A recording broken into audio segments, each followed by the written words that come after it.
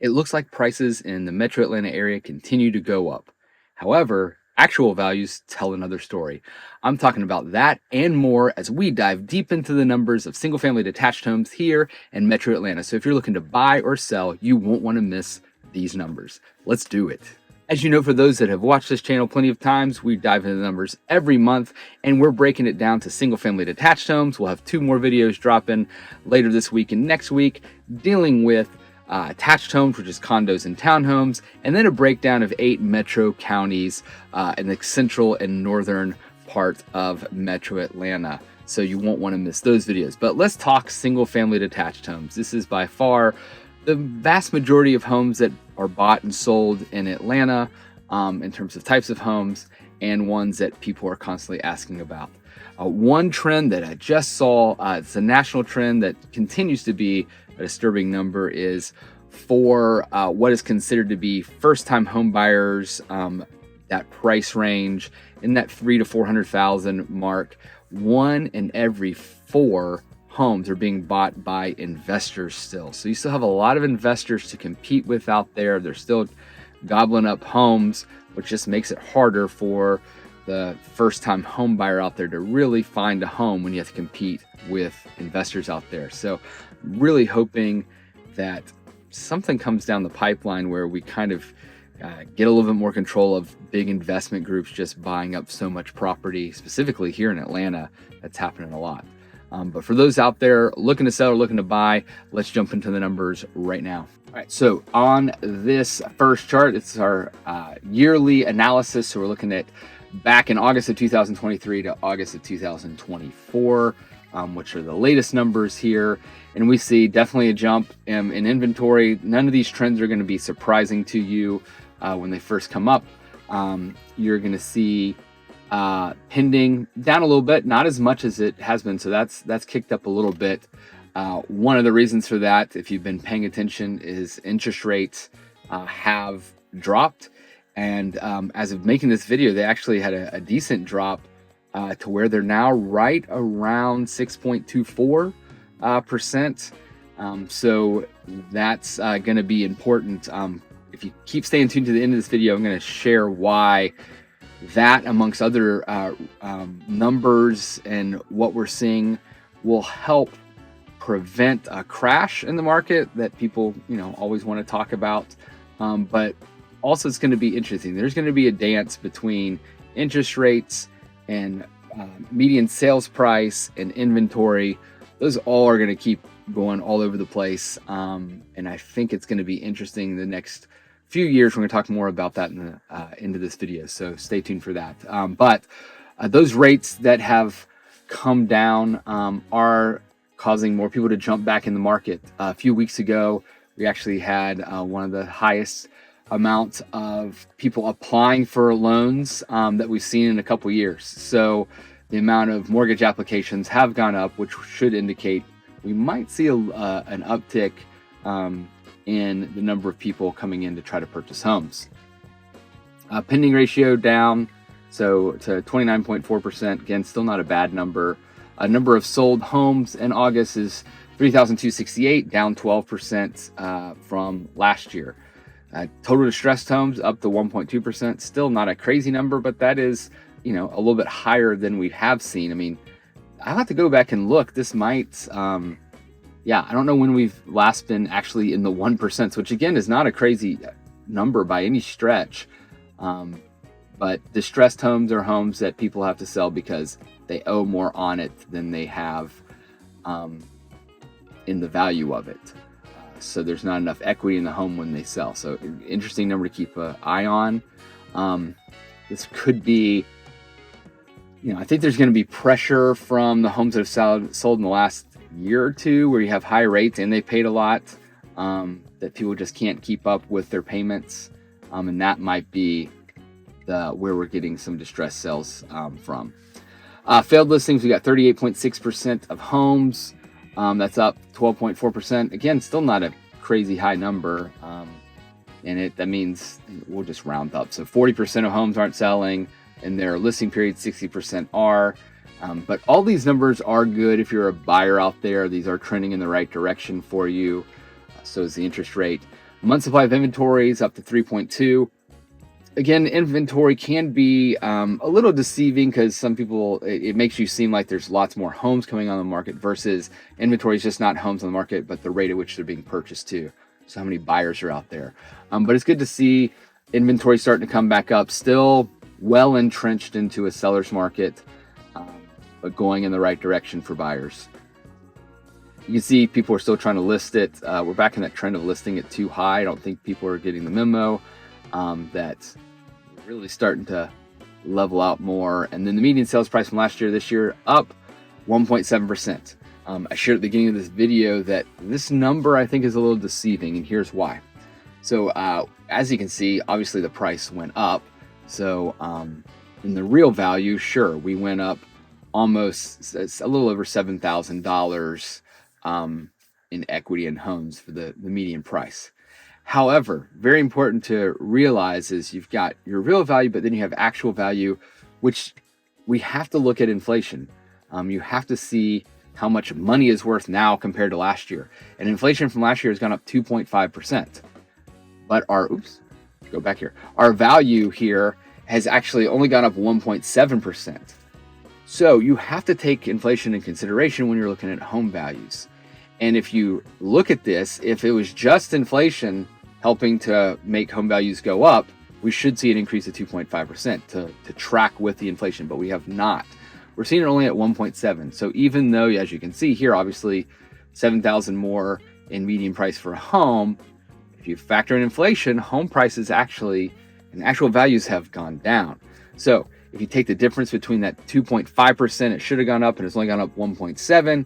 We're seeing actual loss of $3,672 in home value. So that's an interesting number to consider. We're actually 0.8% down if you factor in inflation, which, kind of makes sense with the rates where there are with, again, definitely still not a buyer's market, but we're seeing all these trends kind of ticking towards buyers having a little bit more buying power or negotiating power. It's a better term to use. A little bit more negotiating power when they're coming to these homes. Not as much competition either.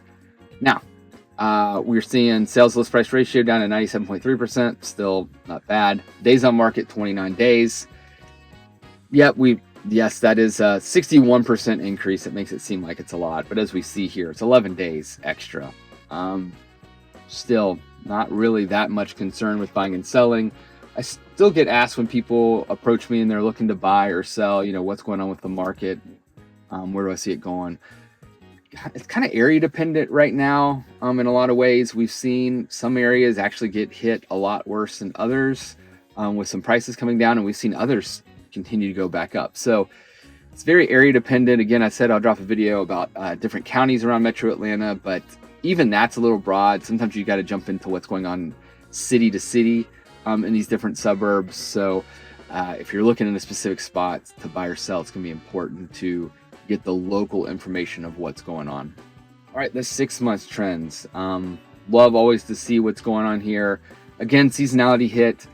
I keep up with different realtors on social media and stuff, and it's always interesting when I see both on social media and just in conversations when we hit this August to September that people freak out and forget that this happens. In normal years, this happens just about every year. That August, September, we see a slowdown in the market because the school's starting back up as a big reason. So we always have seen this, or I should say always, we almost always see this trend of August, September looking like we're all of a sudden having a big change in the market. But it was interesting. I was watching someone and they were kind of freaking out about how we went from 22 days on market to 29, and they were talking about how, it's more than a 2 or 3 day jump. It's a big deal. We see jumps like this all the time. I mean, look back here in March to April. It was an 8-day decline, and then we see 7 more days on market. That's not really that big of a deal, especially when you still see how low it is. I mean, in a normal market, if we ever return to one, or 60 to 90 days is more typical. So still houses going off market relatively fast on here. Anything else that sticks out? Yeah, we see the inventory go up. I was kind of taking a look over the past 2 years to kind of see what's going on with inventory. And like back in 2022, we're sitting on like 0.9 months of inventory. But back in 2022, as we're starting to get out of the pandemic, as rates, as everybody knows, have started to go up, we start seeing this increase of about 0.8 months of inventory year over year. So you'll see that fluctuation throughout the year, but you'll see a little rise. Then it goes back down in the months where, April, May, June, where stuff is being sold. Then it'll come back up and then it'll go back down. But we're on this upward trajectory. It still looks like a roller coaster, but we are going up as inventory increases. So it'll be interesting to see where that goes in the years to come. If it kept at this rate, which I'm going to share again at the end of the video, why I think we're going to get to a point where it's going to be this battle back and forth on where we're at. But if it kept at this rate, we're probably seeing a buyer's market again hit in 2 to 3 years maybe, or at least an even market maybe. But that'll be dependent on other factors too that we'll share in a few. Prices, we see the high point was back in June at $499. For median sales price, we're down to $460. Again, no surprise there. This is probably a bigger fluctuation than we've seen in previous years. We have seen drops, $10,000 and $15 between like June and August. This is almost a $40,000 drop, so that's a little more significant than we have seen in the past. Will be interesting to see what these new interest rates, if they keep going down. The Fed's expected to cut rates coming up soon. That's already kind of been factored into the interest rates out there right now. But it'll be interesting to see when we see people jump back in the market, what's going to happen with that number. Properties, months of inventory based on the home values around here, and we see that from 100,000 all the way up to 2 million is still a seller's market out there. We can see that this 1.5 to 2 million starting to edge towards an even market, above that a buyer's market. So we're starting to see that tick up. Median values right now, we're at 460, we said, and here's that range right here where inventory is at 2.8. I have seen this interesting, and it's stayed this way. So it's very interesting. This 700,000 to 800,000 range is actually one of our lowest inventories. Might be the lowest. Yeah, it's our lowest inventory mark on here, and it's consistently been around this lowest number if you look at all these for a few months. So find that interesting that at that range, that $700,000 to $800,000 range, that we're seeing less inventory than lower, because typically your lowest inventory is going to be in that spot where people are really wanting and needing to buy that first-time home buyer spot right here, that 3 to 4. But we see that 7 to 8's kind of stayed there. Don't really have a good explanation of why that is. Less homes in that range. People are just sticking with their homes, not trying to downsize or upsize, keeping their equity in their home. Not quite sure, but that's an interesting number that I've seen a trend of this past, since June, I guess. I mean, it's low here in May.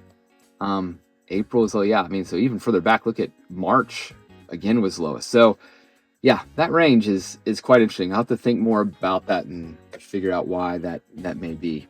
So I talked about this interesting dance that I think is going to be happening soon, and what I think is protecting us from a crash. So we all kind of realize intuitively that the prices that have just skyrocketed from over the past 4 years, that trend can't continue. And what's going to happen, because home values went way higher than what we have in salaries and how much they've gone up. And I've said on here lots of times that inventory is the biggest driver of that right now. We still just don't have enough homes to match demand for homes. And so you have this low inventory, which will keep prices where they're at. You have affordability, which is things are not as affordable as they need to be.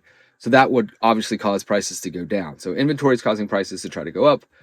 Affordability is trying to cause prices to go down. Then you have your rate, your interest rate. Obviously, higher interest rates means less people can buy, and that affects affordability, obviously, meaning that'll help prices go down. But as we see these rates start to tick down, we've seen more people applying for loans.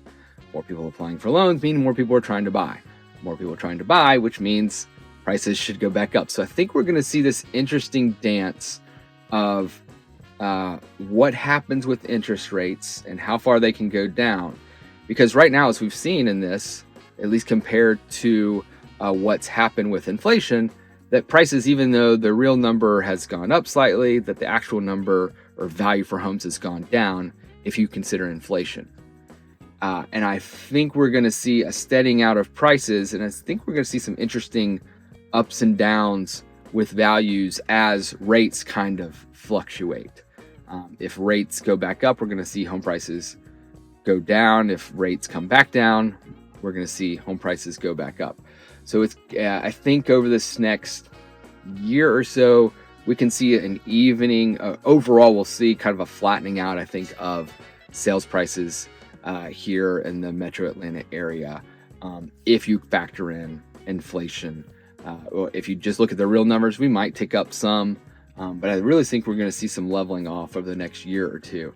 If we can ever get enough new homes on the market, as they're trying to do right now, and that inventory comes up, that inventory is going to, I think, be a huge factor into bringing home values down. So I still think we're 2 or 3 years away from seeing what could become a buyer's market, which we haven't seen one in quite a while. Typically, every like 7 years, you see a trend back and forth between buyers and sellers markets. But it's been since like 2013, maybe around that time, 2012, since we've been in a buyer's market. It's really been a seller's market since about 2013 to now here in 2024. So 11 years of a seller's market. So we're due for a buyer's market. I just think we're a year or two from that. So what are you thinking? What are you seeing here in the numbers that maybe I missed? What are you interested in taking a look at? If you have any questions, comments, or concerns, you can drop them below or send me an email, shoot me a text. I'd be happy to answer them for you. My contact information is below. If you liked this video and thought it was helpful, hit that thumbs up button, subscribe so I can drop more videos for you and help you with your real estate needs. Thanks, and we'll see you next time.